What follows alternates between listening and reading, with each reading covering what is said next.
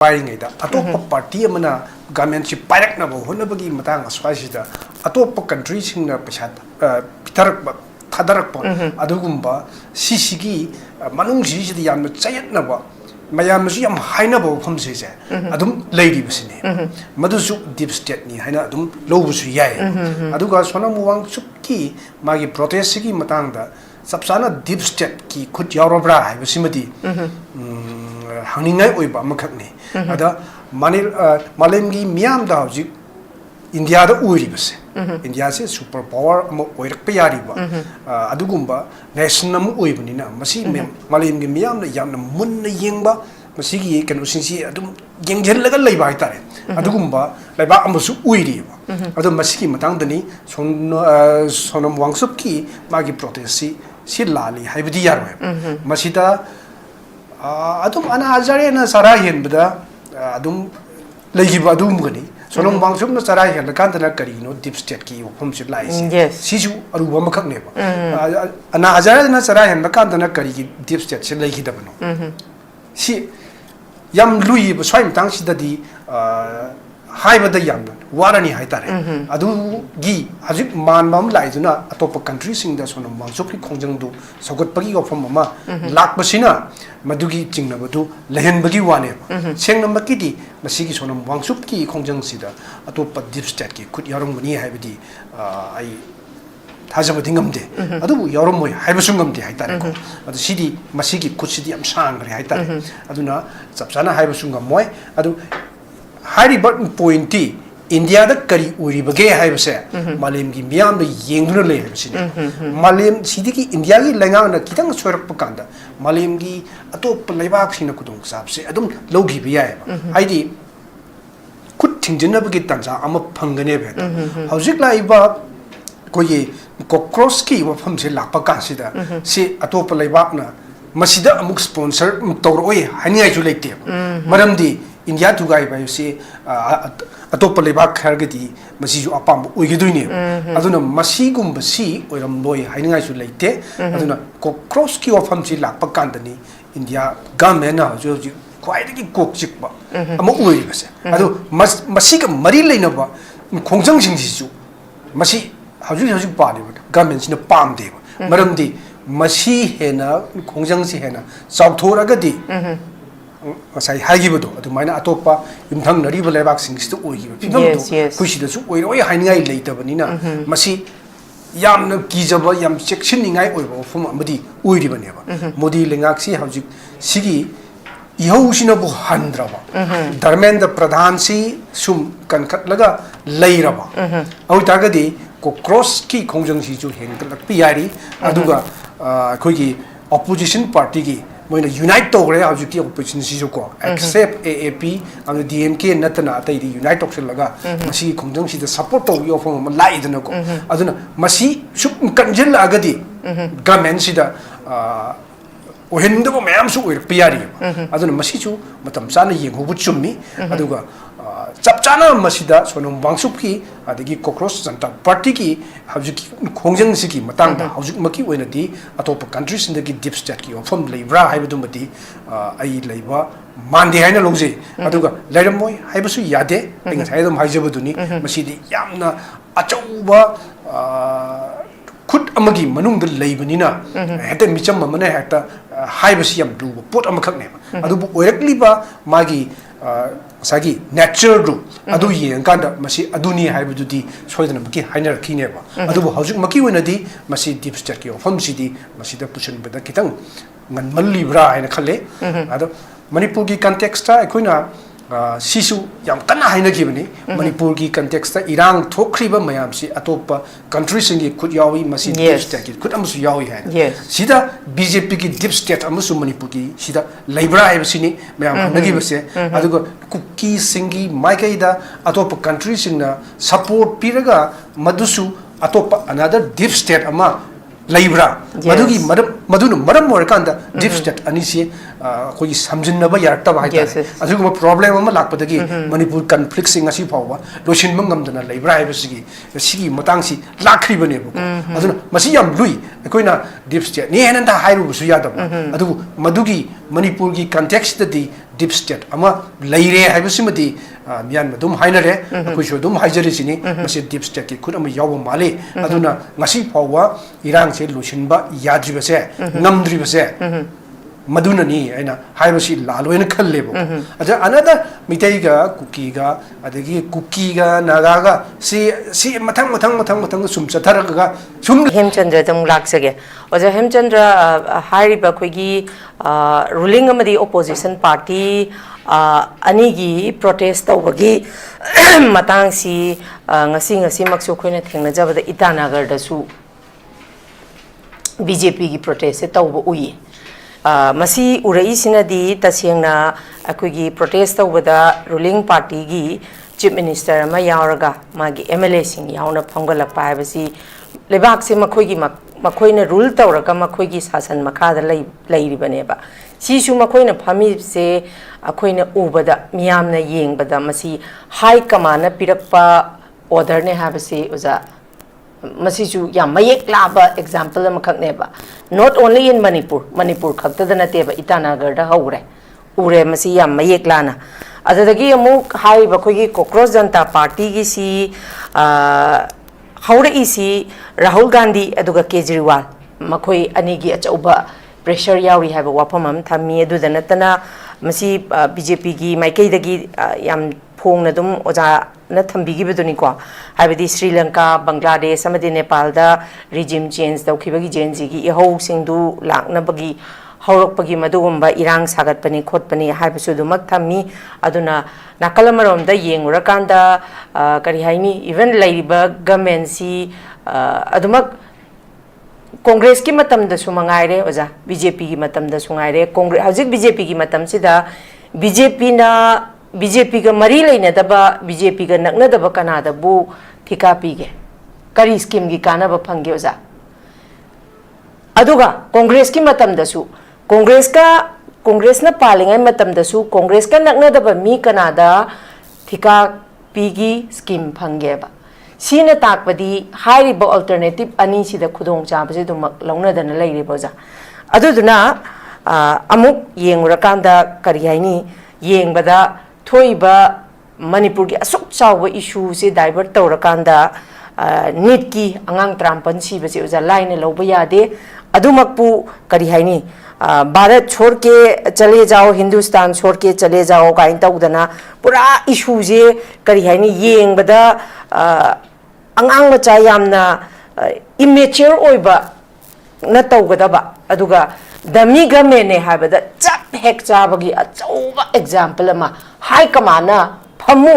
हाइरकपगी protest से फमबगी अचौबा mummy ताई ओजागी point of view दे कमाइन थंबिनिंगी मणिपुर खक्तदा नते इटानगर दसु हौगरे जब करी कमाइन थंबिनिंग ओजा सिने अखोइना पॉलिटिक्स तौबकांदा आइडियोलॉजी से मयक सेंदबस सिने मरम बरकांदा तौरोइदबा मयामसु पंतोक तौसिनबा म यावरि से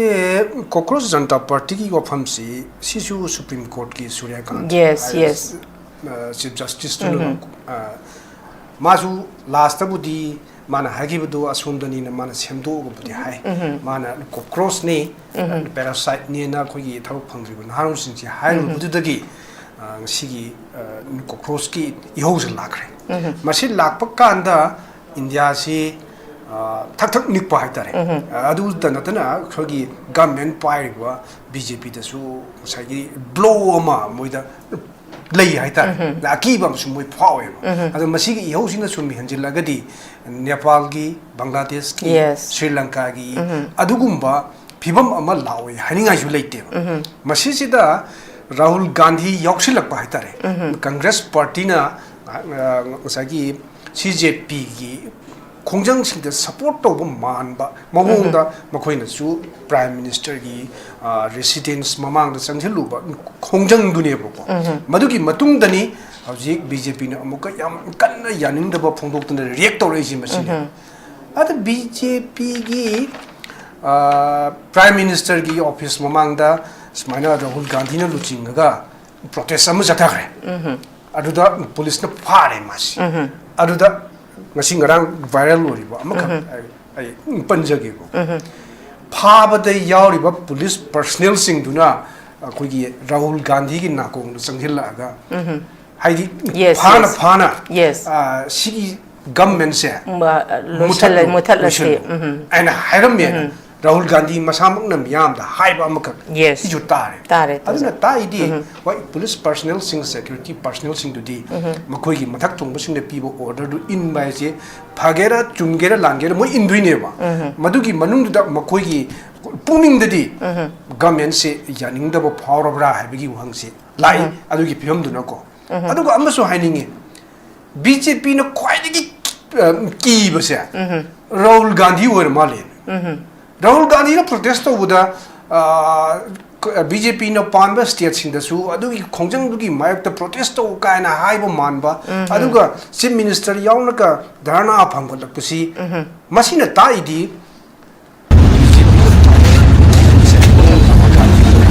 Rahul Gandhi si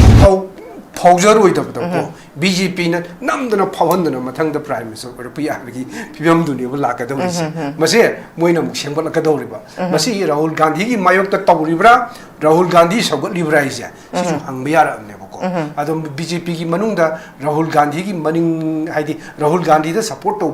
mi yaw bujala haidi maji smaina sum tawraga media yo mang da putoga protest sum taw ta ga di masi maming he ne sakal ga doine bo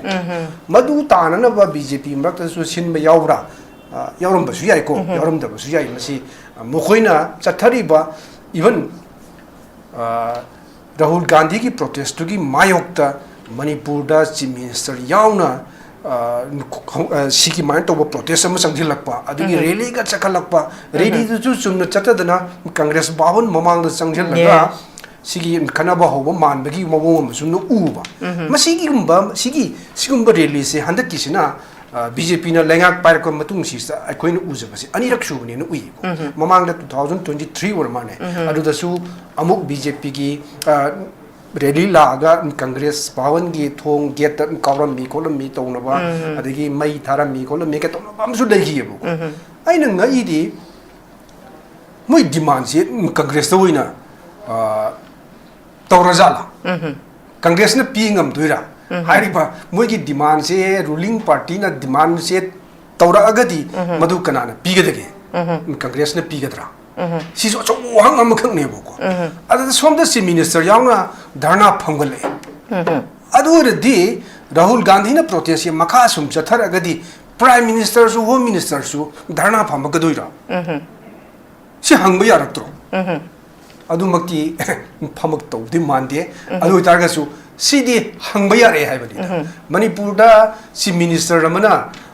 dharna pham ba pusi Rahul Gandhi ki protest gi mayokta adu Rahul Gandhi kari oi gi abi hang yaris Rahul Gandhi kari oi gi ma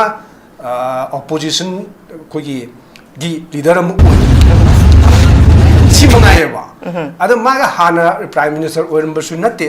adagi magi reputation yang wang le basu natte ba oi Congress family dagi hori hai bagi mongon da recognition amdi miam da lei adu Rahul Gandhi ja sam ki ji kai no sine ba ningis adu Manipur gi sigi oiriba phim sidati ai di haibo hainingre noning bamu yawiba prime minister su dharna phangal aba adagi chief minister su dharna phangal aba adi governance kanana tauta ge adu isaru dharna phange hai di hare dagi su Congress na party ge da adum law ga lakpa dharna phambagi habit to laibidagi habjuk su ruling oiraga su madu tawrabra adu oiraga na Congress na pithokro dharna oina phamo Rahul Gandhi gi mayok ta sairo ngango adu na phadong malak pai wani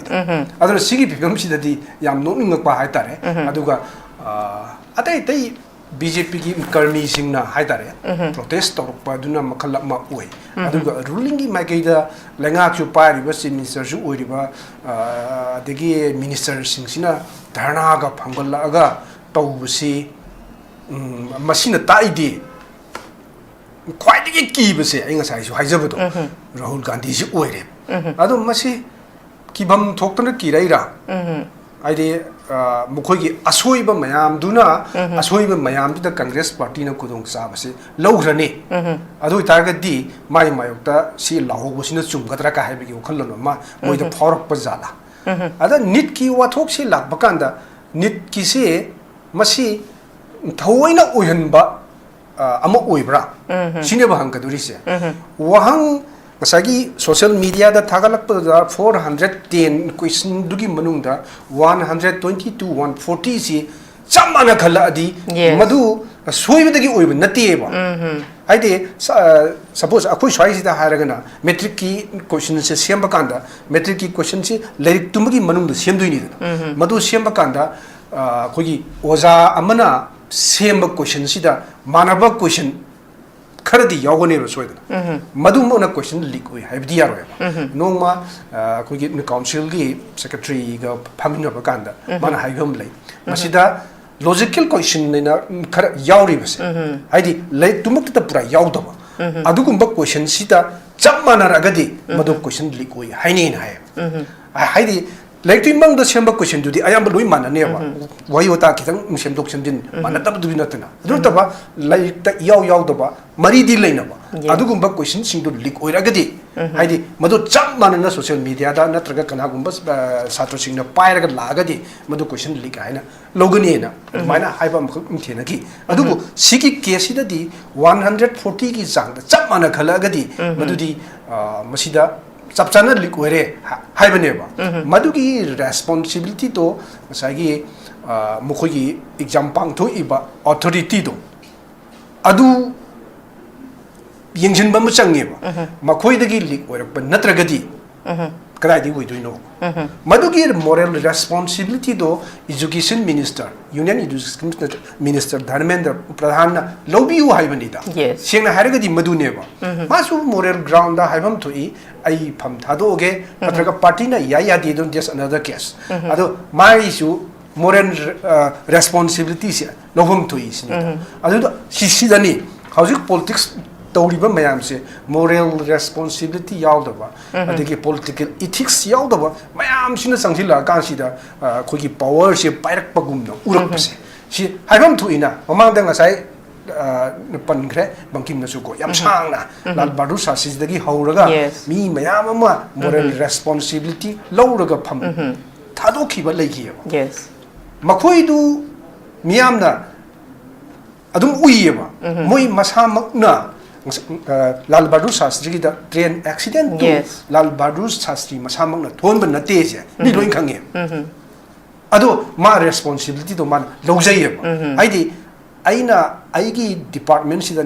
natraga ministry sida kudung sadaba mama tohan ba haibse masigi responsibilities aini haibeneba madugi responsibility to need exam gi paper leak or pakanda education minister duna lawbiu haibenita madu lawum to en khalleba wai lawwe harga budi kari upai le ado phamsu thadok do di mande thadok pagi mami su ude maramdi Masidi Yamna Nakanba Hagadra, Togain Tobama, Yawudona Labanina, Noina Pamtado, Haraga, I had a Tadokadra, I make a question to Musu Labor Mali, and see later Gadi, Magi status to Masana, Dum, Yamdarakba, Masana Mtabani, Aduda, Hozik India, BJP Nasahi, Handakisiga, Tamsi Homlook Suduni, at the sea pirate Pacansida. Batam Sangna Paragadi, Penba Pendabasia, Dum Lakani, Congressna, Mamang the Yam Sangna Pagamutam, the Congresski Mayota, Wamiang, Yam Sene, Yam Tone, Madui Kudung Sabado, opposition Adum, Lowy, Laura Matunda, Sigi Matang Matang, Gamens Lakri. Yes. Well, how you show Masigi BJP Lengaxina Zatari, but Hong Singse 100% Miam Yari have the native. Aduga, Loinamakchum may have native. Masida Asweba Mayamsu Yauri, Asweba Sing Kudong Sabasi, a top opposition party, Lobuni, Heining Ebuko. Ada Amaga High, Nasi say, opposition party so at the meetings you pang toga. warep si adum lobo male Dharmendra Pradhan se pham thadokri bawda parliament debate am chatharo yana adumana adum lauthori adu sigi maraksi sida ngasagi kogi BJP ki national president Nitin Nabinna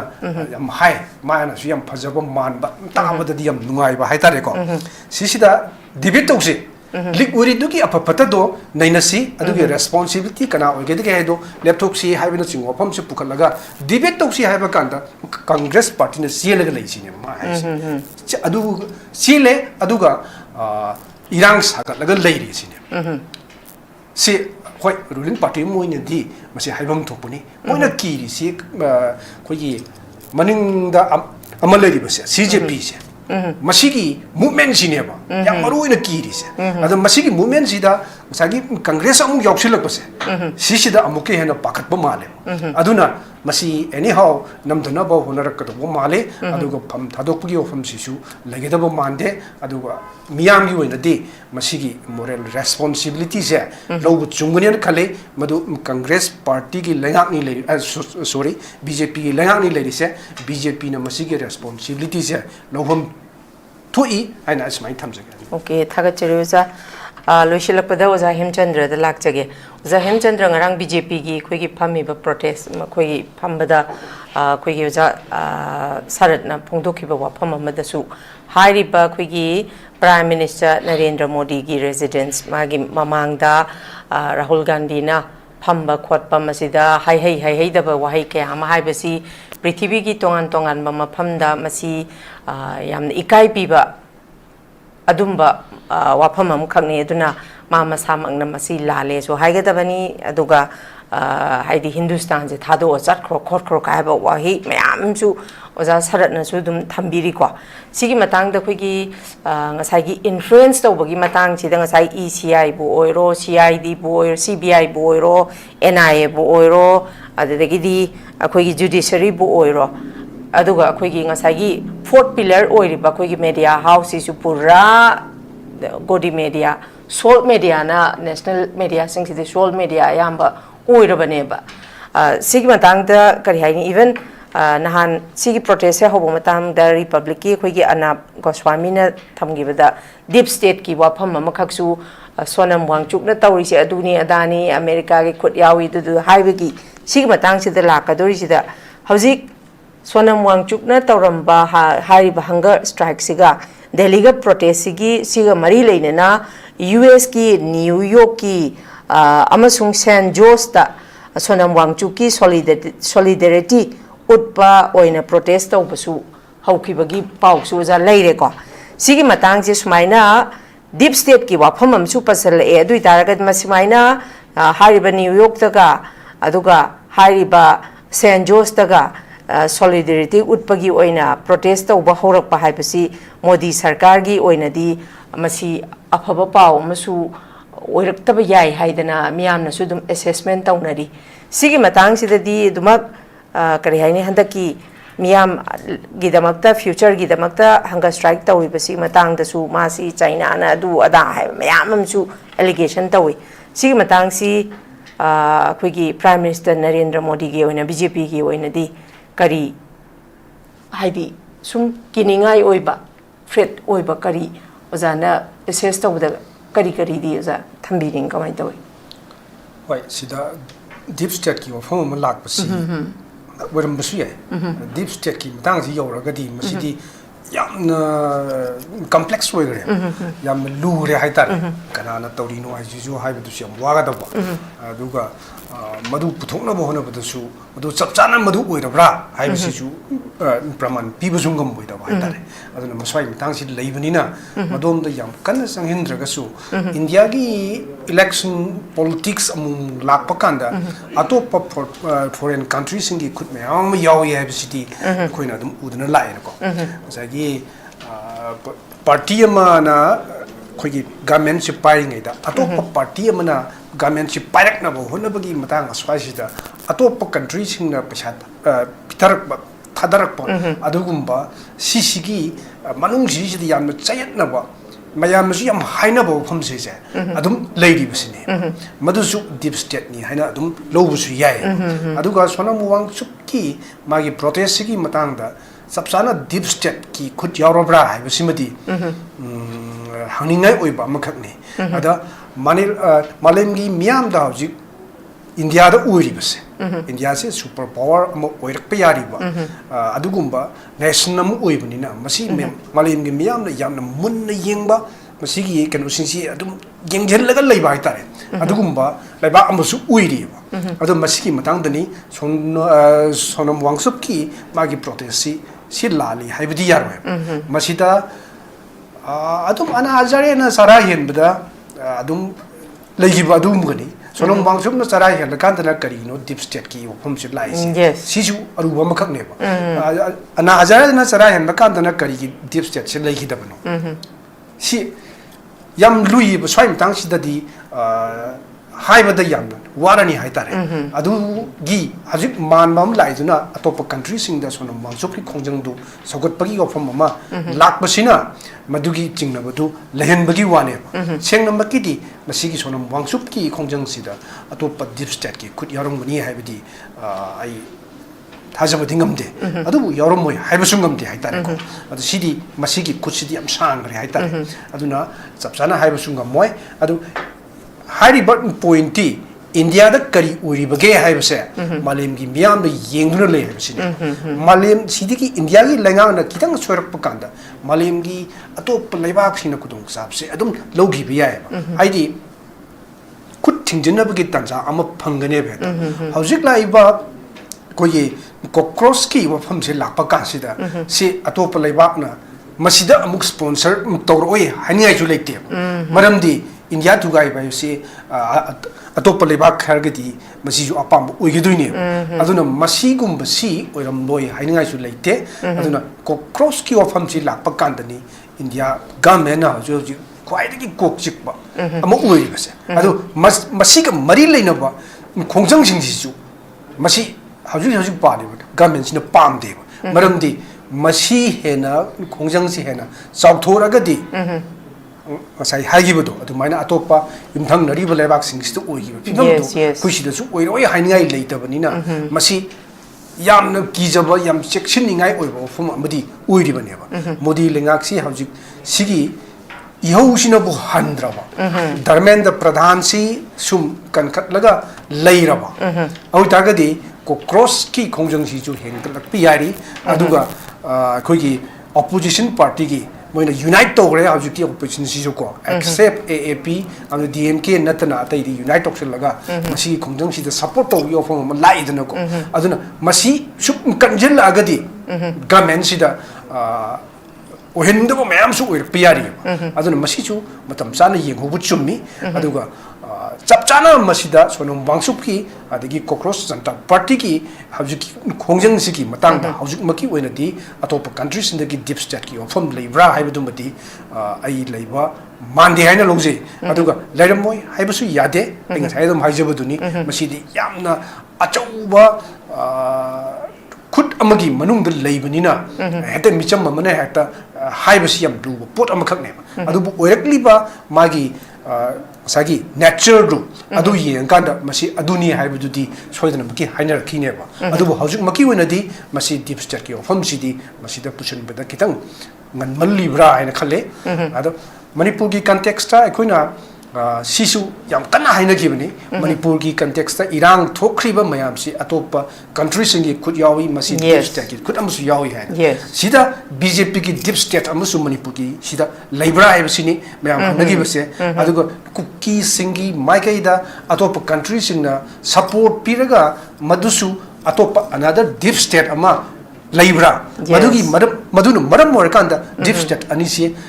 koi samjinna ba yarakta ba haita adugo problem ama lakpadagi manipur conflict sing asi phawa losin mangam dana laibra haibasigi sigi matang si lakri bane bu aduna masi yam lui koina deep state ni henanda hairu su yadam adugo madugi manipur ki context di deep state ama laire haibasimadi